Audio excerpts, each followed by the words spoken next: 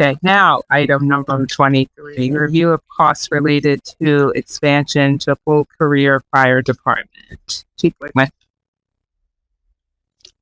So I'll let Bill chime in if he has anything to add. At your last meeting, we discussed this at length. The proposal that Chief Wegman submitted and has been discussed by the board at several meetings now to move from a career staff during the week, Monday through Friday, to career staff fully 24/7. That would be supplemented by volunteers. So it would be a true combination department. The proposal at that time was to bring in 19 full-time firefighters. And one of the statements that was made by a board member, I believe it might have been Ms. Bamford, and then there was consensus among the majority, was to look at what a phased approach would do. So currently we had proposed 19 hiring, which would we would need about $3 million to pay for that. And that would result in a millage increase. If we phased it and we went to 6 a year with the final year having 7 in there, we would be looking at obviously $1 million instead of $3 million. But additionally, because we would have overtime needs for those hours that are not covered, I asked our payroll administrator to run some numbers. They've been reviewed by the finance director, myself, and Chief Wegman. So if we went with hiring 6, we would still have a cost incurred of $1 million. It would likely result in a 0.27 mil increase. And the overtime cost for 2026 would be $575,702.08. And so tonight, I just wanted to present that additional information. Obviously, if the board has any questions about that, I can do my best to answer it along with Mr. Varghese and Chief Wegman. So when you say it's hard, it's real high.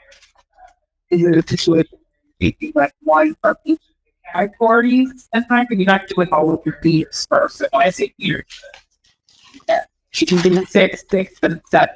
How do that?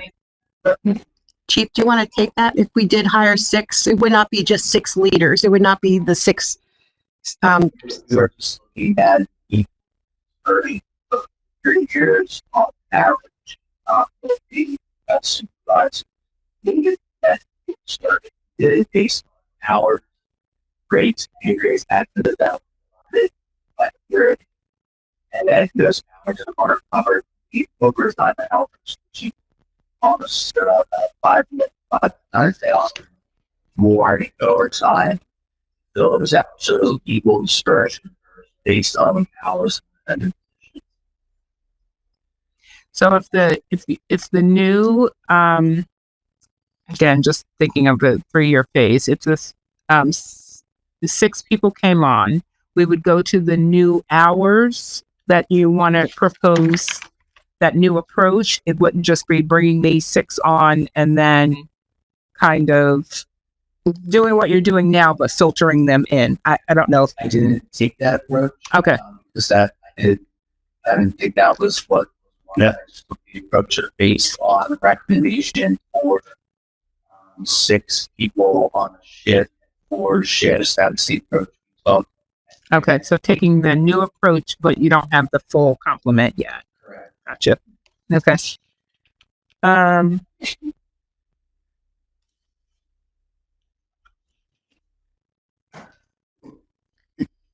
I was just curious, and forgive me if this was mentioned. I know that initially the rationale for the conversion was shared with the Public Safety Committee. Was there any feedback given from the folks at the Public Safety meeting?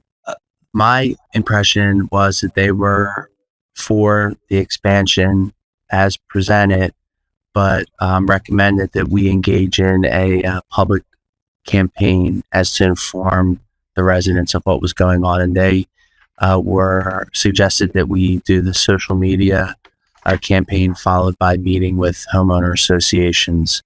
But nobody on the Public Safety Committee, and there's other people in the room so can probably verify this, was opposed to the expansion.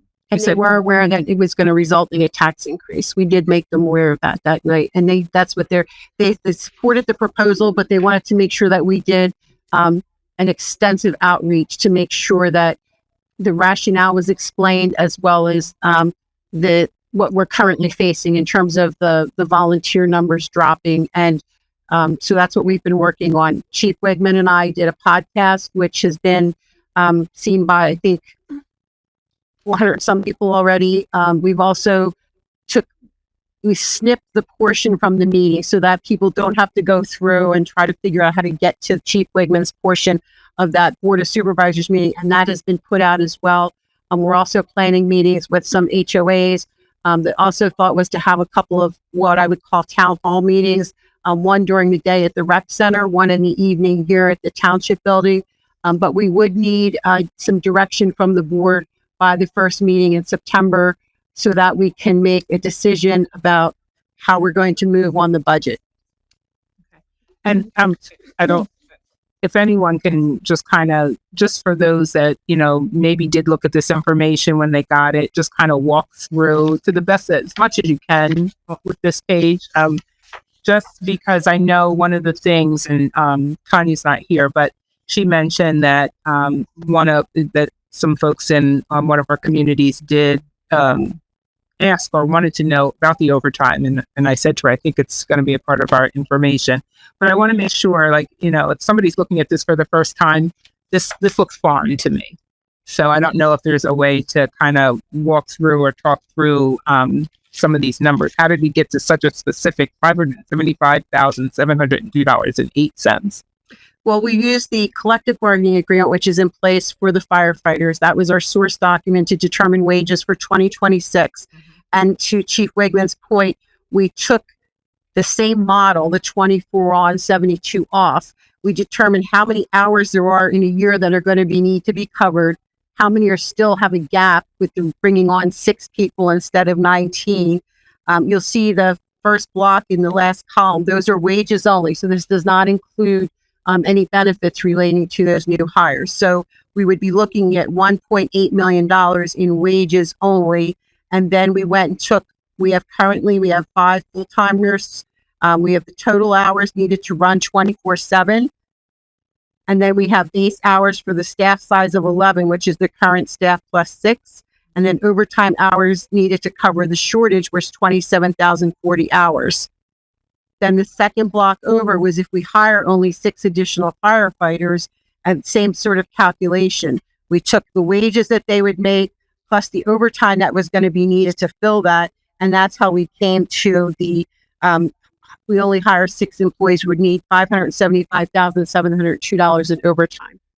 And the reason I put this in your packet was I didn't want to just give you a number and drop it in a summary sheet. I want you to see that this was thought out, and I emphasized, and Blaine knows this too, that when we asked our payroll manager or administrator to do this, I said, I don't need a rush on it. I need this to be accurate. So take your time, talk to Chief Wigman if you've got some questions about the assumptions that have been built into the new staffing schedule that he was proposing with the 24 on, 72 off.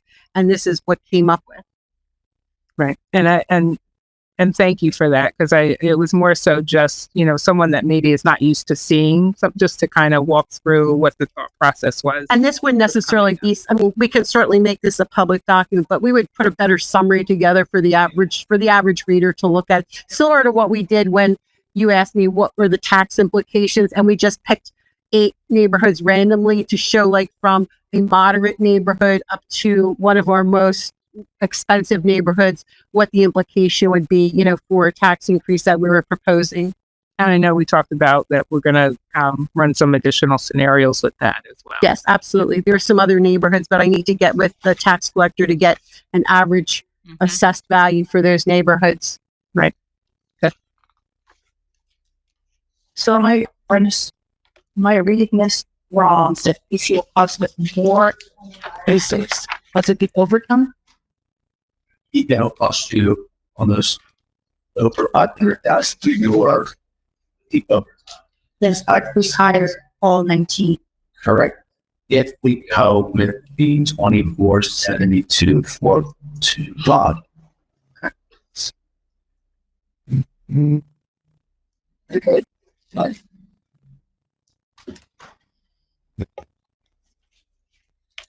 Any other questions?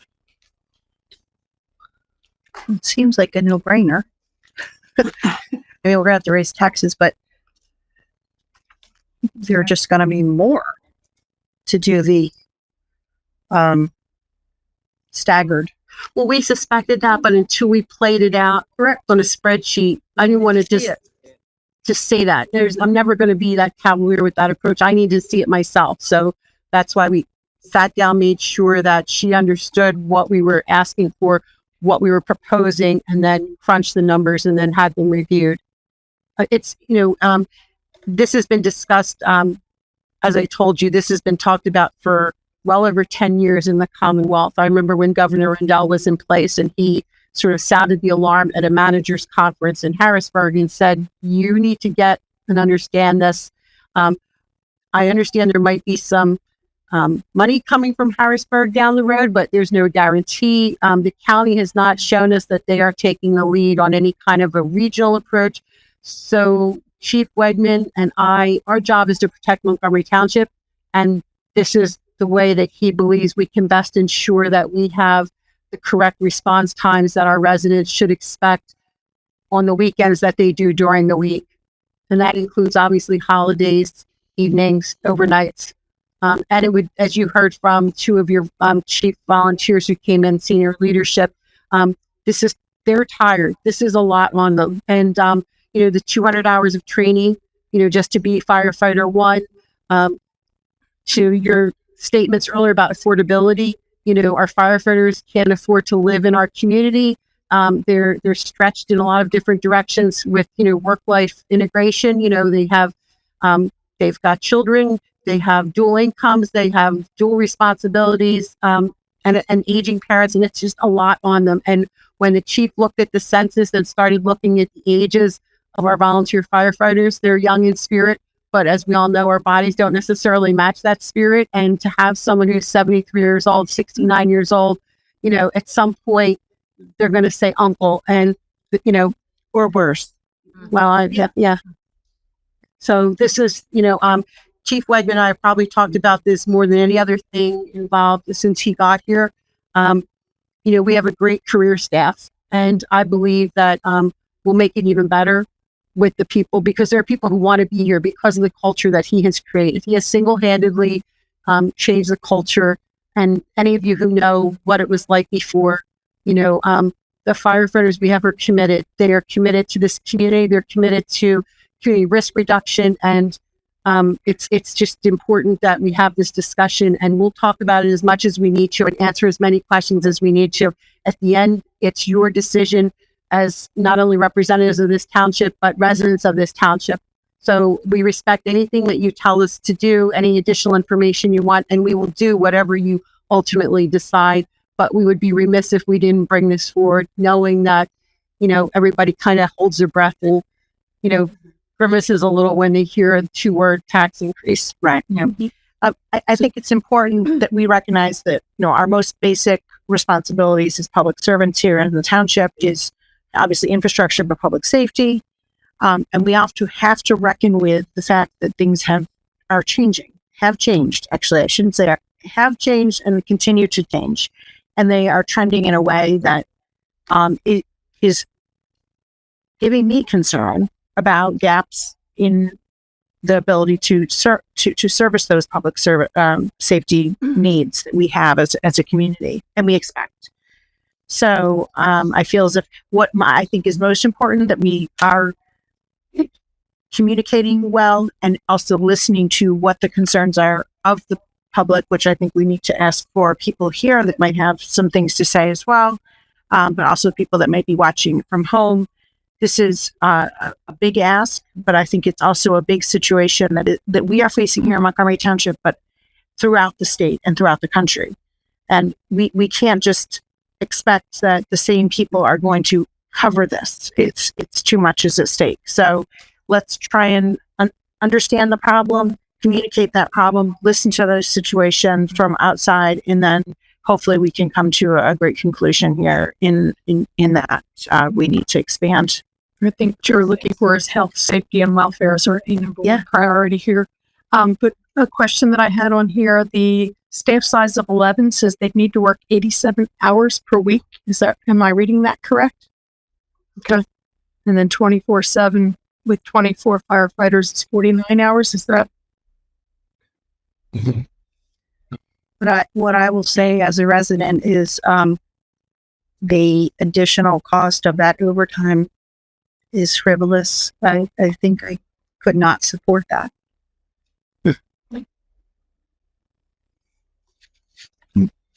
Well, we're not making any. I mean, we just asked for some additional data. The data's been, given to us, given to that. Yeah. So I think what we need to do is know whether to put this into the budget or not. Is that what we're looking for?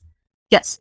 As you know, the budget season has started for us. We're talking already. Greg and I met this afternoon, discussed capital for next year, including the concrete outside the building.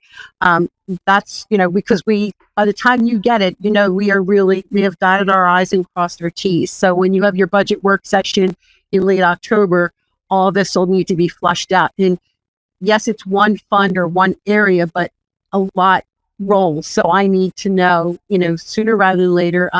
In a perfect world, I would love to know by the first meeting in September. If I have to wait till the second meeting, I can have everything else sort of in place and be able to drop numbers. What I don't want to do is the night that I present the budget to you in November, have 3 different scenarios in front of me that it gets confusing to what we're presenting. And I have been in situations where I've been asked to do that. Show us one way, show us another way, and it can be done, but it causes confusion. I would like to have everything answered and that you can honestly say you did as much as you could in terms of public outreach and through social media and, old-fashioned ways of, having meetings. So, yeah. And that's why we said it's no decisions are being made. No, we're not asking. But, want to take this additional time to try to get as much information out there to hear from the community, to get, feedback. And more, ultimately it's our decision, but we definitely, and I always say we are a board that's supposed to represent the community. So we want to hear from the community. So with that, is there anyone here that wanted to say anything? Please come up to the microphone if you'd like and state your name. Hi, my name's Adam Morrow. I live at 100 Willowwood Court. I'm a current volunteer with the Township Fire Department. But I am not here part of the township. I'm here as a taxpayer, a business owner, and a property owner here in the township. I fully support where we're going. It's inevitable. Across the country, it's a true issue. What I cannot support is the tax increase without a forecast. We need a new station. You can't bring 19 people into that station. It's just not possible. We barely have room right now as it is. I know we're in process of trying to figure out feasible studies, seeing what we need and everything, but I don't see how we can raise taxes to bring 19 guys on and then raise it again for a new facility. This building here is getting old. The police department, they can barely fit in there. Should we look at maybe having a general facility here that houses everything? Maybe we need to look a little bit more forecasting further down the road for our facilities and then bring on 24/7. Maybe we just do 12 hours, 7 days a week, fill in the gaps where we currently need it. Maybe not go full turkey, going 24/7. I think as a community, we owe the residents here the right to explore every single option. Going the 2 platoons back and forth, that's a lot more time. That's crazy. That wouldn't make sense. But maybe there's something else in between that we can phase our way into, that we're not going to kill the volunteers anymore, but we're not going to kill our pockets at the same time. I grew up in this township. I moved to Florida, loved it down there, came back here. Now I live here. My business is here. And I plan on raising a family here. I want to make sure that this township is fantastic going forward. And I believe we can do that.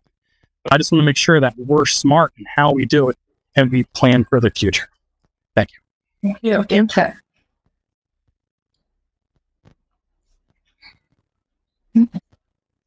This is software. I'm Rick Warren, 100 Willowwood Court. I have no idea who that guy is. I have a question for clarification. I looked at what I believe your packet was, and I just need some clarifications. The last meeting, it said a 38% tax increase, but now I'm hearing millage. Was that 38% correct? Millage doesn't mean anything to me. 38% means something, I think, to most citizens here. So that's one thing going out there. The other thing that's very interesting is looking at your packages, which I assume that I'm looking at the same thing you're looking at. There was the statistics regarding response times for June, which are 4 minutes, 30 seconds. Is that correct? Yeah, that's correct. All right. we're talking about a 38% increase with something that's not deteriorating. I understand we want to protect everybody. That's part of your job, but you're also a fiduciary responsibility to taxpayers. And if you look at this from a business perspective, what's the compelling reason to go full throttle when we don't have a problem yet with the? We do have a problem. The information in the packet is first responding unit, which is a chief's card.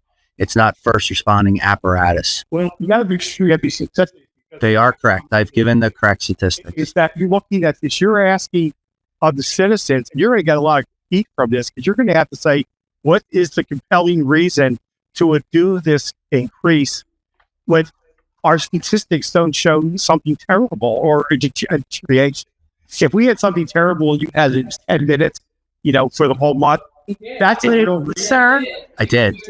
slow down a little bit. That's exactly what he did. but you put that in this thing. So What are you referring to, going sir? to what you guys received is your packet. I went through that. No, when No. you say packet, we received overtime. That's one sheet on overtime. So what packet are you referring to? I think he's talking about the fire service report from June that I provide you every month. Attachment to this. Oh, That's correct.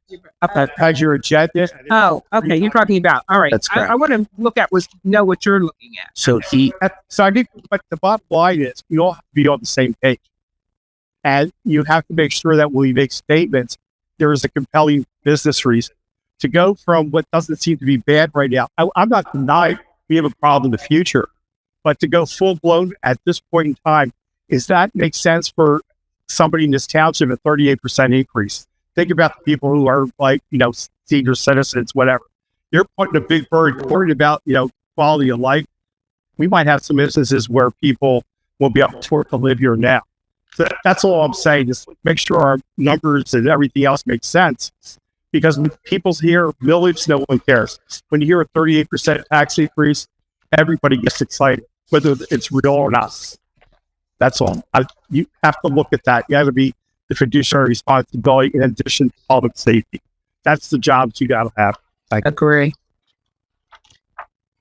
Chief, did you have anything you wanted to add to that or say to this far? Yeah, I can clarify the times. The report that you receive every month is a automatic generated report from our software system that is showing you first arriving unit.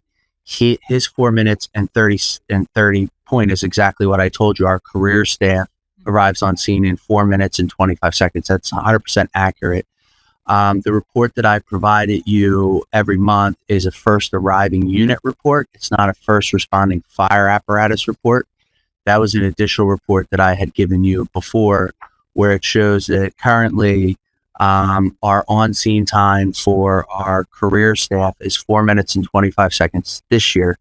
Our on-scene time for volunteers is 9 minutes and 49 seconds. Our on-scene time of our stipend is 7 minutes and 7 seconds. When the report that he's talking about is all of our calls, officer investigations, fire police only units, mutual aid out of town runs. What I did when I did the statistics for you is I broke them down and took out the fire officer runs, the fire police only runs, and only included the first arriving fire truck, not the first arriving unit. So, which means if we have a call on the weekends and I go from my driveway and it's in our neighborhood, I could be there 1 minute. That doesn't give you a good picture of how long it took somebody else to leave their house, go to the firehouse, get in the truck, and bring the truck to the firehouse. So what the statistics I presented you, which were most interesting because of our software limitations, is the first arriving fire truck and firefighter one qualified members. That was the information I provided you. So it takes out of the account, it might say 25 people on a fire call, but as Adam knows, because he's a member, 21 of those 25 people could be fire police. That doesn't count towards our pro board fire one. So the numbers that I presented you were first arriving apparatus with qualified fire one personnel, which is our standard for an interior firefighter. And first arriving apparatus is someone who actually can It's the fire truck. start putting the fire out. Right. The fire chief who gets there by himself. Right. And I think that's a lot of how data gets skewed is that everybody goes with that first arriving unit. And it's always going to be a chief officer in our town. Hopefully, it'll always be Vinay or Adam or I, because we just get in the car and go. We have lights and sirens and we can go. I wanted you to see the clearer picture of the difference from the fire truck arriving on location. Well, where can the public get that? I know we had that in our last meetings. So today we diligently worked on putting some flyers together for some Public meetings. And we're coming working up. on a dedicated page on the website where we'll put information on there, but we need to sit down this week and determine what we want to put on there and make sure that it's in context that an average individual can read it and understand what we're trying to incorporate. We work in this all the time, especially Chief Wigman, and the acronyms get thrown around. We're familiar with them, so we want to really make sure, just like we did with the Penn Medicine page, we wanted to make sure that somebody can look at it, get the information they need, and not have to really dive down further, than necessary. It's easy to see how people could misunderstand and misinterpret what was intended to be, here's some figure, Correct. but it's not necessarily what they think they're reading. Correct. So that's Thank you for Come on. That's part that when you should do it for the past 2 years. I did it for the last 3 years. 2 years, and then, but the other thing, and we should see it so that Excuse me, sir. Sir, your comments should be directed to the board. Okay, that's okay. yeah, I'll just say in terms of let's make sure that we have the right numbers so we don't get into discussion. So I have a doc. And I would go back for a historical thing because, again, if you're going to go for a 38% increase, we've got to be able to have all your ducks in your order. That's all. I want to make sure that you guys do what's right for the township. Always. And, we'll support it. I'll support anything as long as it makes sense. Thank you. So the document that's going to go up is the last 3 years, and it's 1,615 data points. So it'll all be, it's all right here. I have it right here, the last 3 years. So that'll all be up on the website, so that it's completely transparent and people, and I mean, all of it was double checked and triple checked to make sure it was right. As for Adam's point on the building, I have been to smaller career firehouses and have seen it work. Especially Upper Marion is one good example. And I think I stated this before, it'll work. We have the bunk space. We've already spoken to IT. We have the gear racks. We got more gear racks. So we can make it work if that's the decision you make. Thank you. Mhm.